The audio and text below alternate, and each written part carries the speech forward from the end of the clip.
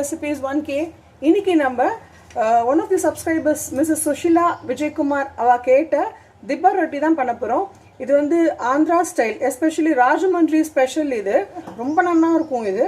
இது வந்து ரொம்ப சிம்பிளா பண்ணலாம். நம்மள்ட்ட இருக்கிற இந்த இட்லி மாவு இருக்கு இல்லையா, அதை வச்சே பண்ணலாம். பட் கன்சிஸ்டன்சி கொஞ்சம் திக்கா இருக்கணும், அந்த மாதிரி பார்த்துக்கோங்க. இது வந்து நான் கொஞ்சமாக எடுத்துட்டு இருக்கேன். இதில் வந்து நான் என்ன பண்ணியிருக்கேன்னா, கடுகு, உளுத்தம்பருப்பு, ஜீரகம், ஒரே ஒரு பச்சை மிளகா, ஒரு இன்ச் இஞ்சியை நான் பொடியாக கட் பண்ணி போட்டுருக்கேன். அப்புறம் ஒரு வெங்காயம் சேர்த்துட்டுருக்கேன், கட் பண்ணி பொடியாக வச்சுட்டுருக்கேன். இது வந்து பிளெயினாகவும் பண்ணலாம், இந்த மாதிரி காரம் போட்டும் பண்ணலாம். நம்ம பிளெயினாக எப்படி பண்ணுறதுன்றதையும் பார்க்கலாம், காரம் போட்டு இந்த மிக்சர் இதில் மாவில் சேர்த்து எப்படி பண்ணுறதுங்கிறதையும் பார்க்கலாம். இந்த திப்பா ரொட்டி பண்ணுறதுக்கு இந்த மாதிரி ஒரு கடாய் எடுத்துக்கோங்க, திக்காக இருக்கணும். ஏன்னா இதை நம்ம வந்து சிம்லேயே வச்சு தான் நம்ம இந்த திப்பா ரொட்டியை குக் பண்ண போகிறோம். அது வந்து நல்ல திக்காக இருக்கும்.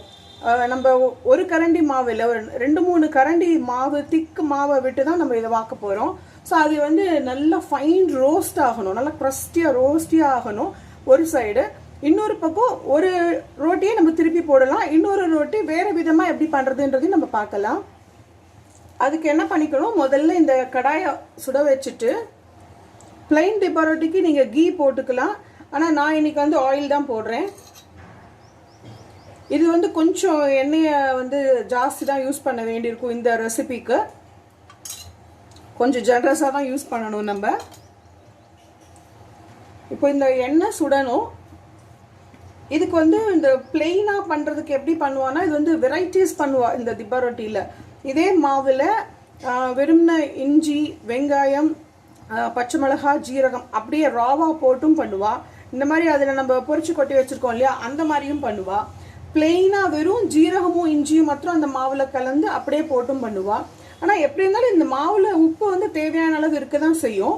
இதில் வந்து இன்னொன்று, இந்த இஞ்சியோ பச்சை மிளகாவோ ஜீரகமோ எதுவுமே போடாமல் வெறும் மாவை மாத்திரம் வாத்து எடுத்துப்பா. அதுக்கு தொட்டுக்கிறதுக்கு அவக்காய் ஊறுகாய் வச்சுப்பா. அண்ட் இதோட ஸ்பெஷல் என்னதுன்னா, பானகம் வச்சுப்பா. இந்த பிளெயின் திப்பா ரொட்டி சொன்னேன் இல்லையா, அதுக்கு பானகம் அண்ட் அவக்காய் ஊறுகாய் ஆர் எனி ஊறுகாய் ஓகே. இப்போ நம்ம என்ன பண்ண போறோம்னா, இந்த எண்ணெய் சுட்டுடுத்து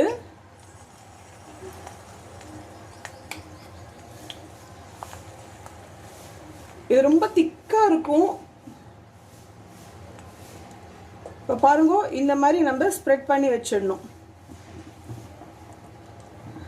ஸ்ப்ரெட் பண்ணி வச்சுட்டு ஒரு 7-8 நிமிஷத்துக்கு இதை மறந்துடணும், சிம்மில் வச்சதுனால. அதுக்கப்புறமா தான் நம்ம இதை எடுத்து பார்க்க வேண்டியிருக்கும். இதை நம்ம இப்படி ஒரு மூடி போட்டு கவர் பண்ணிடலாம். பார்த்தேன்னா 5 நிமிஷம் தான் ஆயிருக்கு. பட் இந்த ஓரத்துல எல்லாம் வந்து குக் ஆயிருக்கு, நடுவில் இன்னும் குக் ஆகலை. பார்த்தீங்களா, அதுக்கு தான் சிம்லேயே வச்சு பண்ணணும்னு சொன்னேன். இப்போ என்ன பண்ண போறோம் அப்படின்னா, இதை இந்த பக்கம் திருப்பி போட போறோம். பார்த்தீங்கன்னா இந்த பக்கம் எவ்வளோ நல்ல க்ரஸ்டியா நல்ல ரோஸ்ட் ஆகி வந்திருக்கு இல்லையா. இப்போ இந்த பக்கம் நம்ம திருப்பி போட்டதுனால கொஞ்சமா எண்ணெயை விட்டுறணும்.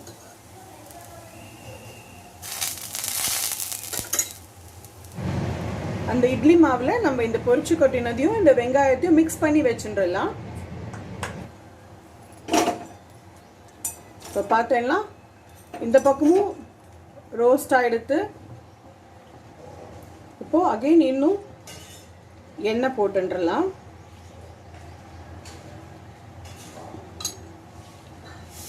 முதல்லயே நீங்கள் வந்து இந்த கடாயில் ஒரு கோட்டிங் எண்ணெய் அப்ளை பண்ணிட்டு வச்சீங்கன்னா உங்களுக்கு, அதுவும் இந்த இரும்பு கடாயினா அப்படியே பட்டாட்டம் வரும் அது. இப்போ இந்த மிக்ஸ் பண்ணி வச்சுட்டோம் நம்ம இந்த வெங்காயம் பொரிச்சு கொட்டினது எல்லாத்தையுமே. அதுக்கப்புறம் இந்த இதுகளில் உள்ள கொள்ற மாதிரி ஒரு சின்ன டம்ளரில் நான் ஜலம் எடுத்து வச்சுக்கோங்க, நல்ல ஜலத்தையும் எடுத்து வச்சுக்கோங்க. இப்போ இந்த ஜலத்தை நம்ம என்ன பண்ண போறோம்னா, இந்த மாவு விட்டோம் இல்லையா போன இதில், அதுக்கு நடுவில் இதை அப்படியே உள்ள இன்சர்ட் பண்ணுவோம். அப்போ என்ன ஆகும்னா, இந்த தண்ணி கொதிக்க கொதிக்க அந்த வேப்பர்லேயே உள்ளுக்குள்ளேயும் இருக்கிறது வேகும். ஓ, இதை மாவை விட்டுடலாம்.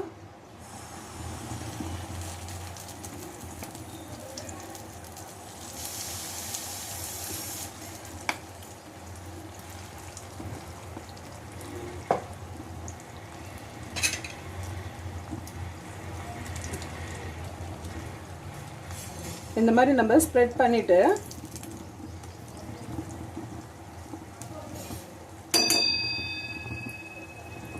இப்போ இந்த டம்ளர் ஜலத்தை உள்ளே விட்டுறணும்.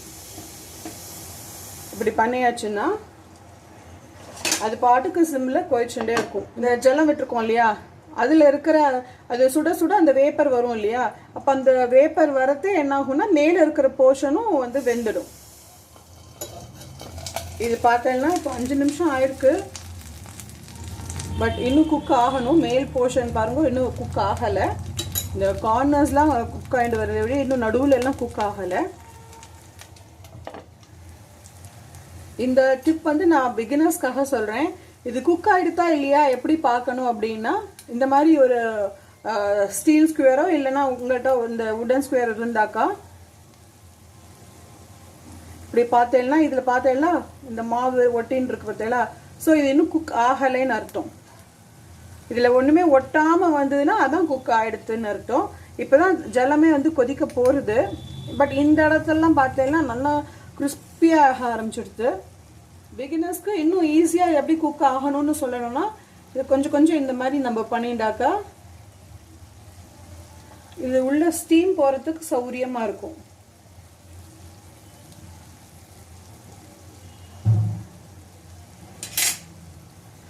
அப்போ நம்ம என்ன பண்ணுறோன்னா அதில் வந்து கொஞ்சமாக எண்ணெய் விட்டுன்னு வந்துடலாம். இப்போது நம்ம இது குக் ஆகிடுதான்னு பார்க்கலாம். எஸ், பார்த்தெல்லாம் இது குக் ஆகிடுது. மாவு ஒட்டலை பார்த்தேளா. இப்போ என்ன பண்ண போகிறோம்னா இந்த ஜலம் வச்சுருக்கோம் இல்லையா அதை எடுத்துடலாம்.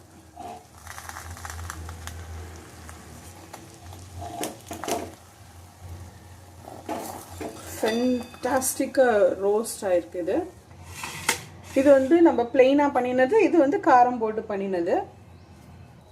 இது எப்படி சாப்பிடுவா அப்படின்னாக்கா இது வந்து கிட்டத்தட்ட நம்ம இப்போ வர டோனட்ஸ் எல்லாம் வருது இல்லையா அந்த மாதிரி ஷேப்பில் தான் வரும் இது.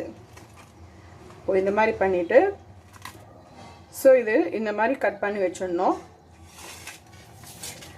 கட் பண்ணுறதேவே அந்த இஞ்சி பச்சை மிளகா அதோட வாசனை வருது. அதே மாதிரி தான் இந்த பிளெயினும் பார்த்தேன்னா எப்படி இருக்குது பார்த்தீங்களா, சாஃப்டாக.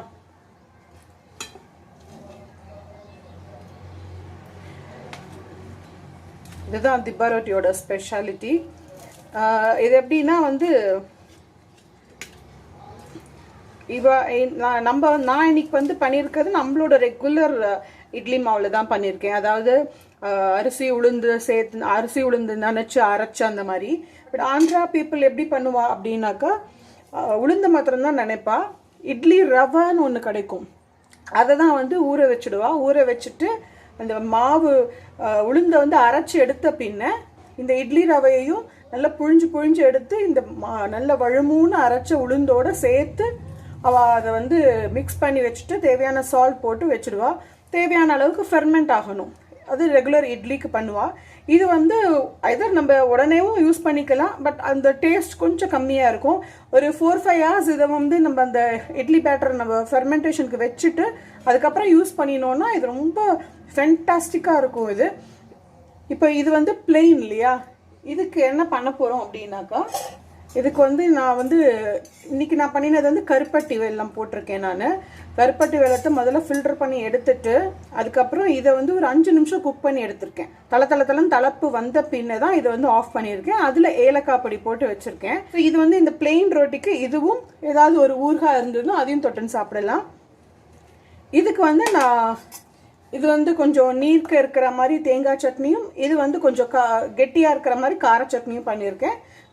இதுக்கும் தொட்டுக்கலாம், இதுக்கும் தொட்டுக்கலாம், அந்த மாதிரி பண்ணியிருக்கேன். ஏன்னா வந்து இது கொஞ்சம் சாலிட் பீஸாக இருக்கிறதுனால கொஞ்சம் நீர்க்கவும் இருக்கணும், அப்போ தான் நமக்கு வந்து ஈஸியாக சாப்பிட முடியும். அதனால தான் வந்து இது கொஞ்சம் நீர்க்க பண்ணியிருக்கேன். இது வந்து திக்காக பண்ணியிருக்கேன். இது வந்து கார சட்னி. நம்மளோட சப்ஸ்கிரைபர் மிஸ்ஸஸ் சுஷீலா விஜயகுமார் அவளுக்கு நான் இந்த ரெசிபி டெடிகேட் பண்ணுறேன். அண்ட் இது வந்து நான் சொன்ன மாதிரி நீங்கள் அரிசி அதாவது இட்லி ரவையை வந்து ஊற வச்சும் நீங்கள் அதை புழிஞ்செடுத்தும் வந்து இந்த மாவு ரெடி பண்ணலாம். இல்லைனா நம்மளோட ரெகுலர் இட்லி மாவு இருக்கும் இல்லையா, திக்காக இருக்கும் இல்லையா, அதை அப்படியே திக்காகவே ரிட்டைன் பண்ணிவிட்டு அதில் நம்ம இந்த மாதிரி வந்து வாத்து எடுத்துக்கலாம். இது வந்து கிட்டத்தட்ட நம்ம கடாய் தோசை சொல்லுவோம் இல்லையா, அதாவது இழுப்புச்சட்டியில் கெட்டியாக வைப்போம் இல்லையா, அது மிஞ்சி போனால் 1 or 2 கரண்டி தான் விடுவோம். இது எப்படின்னா கிட்டத்தட்ட 3லேருந்து 4 கரண்டி விட்டு நல்ல திக்காக பண்ணுவாள். அதாவது இப்போ ரீசெண்டாக என்ன பண்ணுறாருன்னா, அவள் வந்து குக்கரில் வச்சு பண்ணுறான். இந்த ஃப்ளாட் பாட்டம்டு குக்கர் இருக்கும் இல்லையா, அது நல்ல திக்காக இருக்கும். ஸோ அதில் வச்சு பண்ணுறா. உங்களுக்கு அந்த மாதிரி குக்கர் இருக்குது, கடாய் கிடையாது, குக்கர் தான் இருக்குது அப்படின்னா அதில் கூட பண்ணலாம். ஒரு கப்போ உள்ள ஜலம் விட்டு தான் பண்ணுவாள். ஸோ நம்மளோட திப்பா ரொட்டி எவ்வளோ ஈஸியாக பண்ணிட்டோம் பார்த்தீங்களா. ஸோ இந்த மாதிரி ஈஸி அண்ட் இன்ட்ரெஸ்டிங் ரெசிபீஸ் நம்ம சேனலில் நிறைய இருக்குது. Stay tune for more easy and interesting recipes. Thank you for வாட்சிங். பை.